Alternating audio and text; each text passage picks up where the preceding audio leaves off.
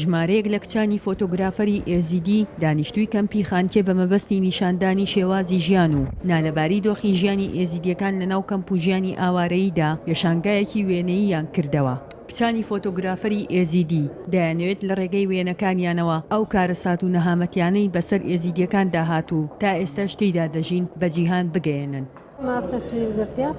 أو تصوير سرناني إزدياره نوع كجناني ما يزيديا خاصة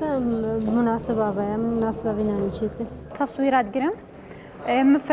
تصوير وف تصوير قرت قصية سرجن كابلن قصرة وإغني نام قرتي مصادقة ويبك ما جبي معرضينا قصة اختيار كر الكمبا خانجي سر عمارة أطفال سر فيكتشكي وكورك غيرة أفكتشك عمري 4 سنة أبي هنا مرات محمود الصفة شيء ابتدائية الشغل الخارجي كامبي السوق فيكيوان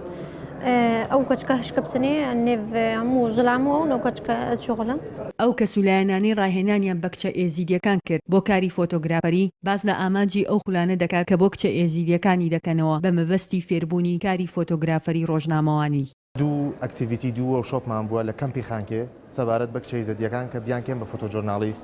بتوان هەواڵی خۆیان بیگوازنەوە و بتوان لە ناوچەکە بن بە یەکەم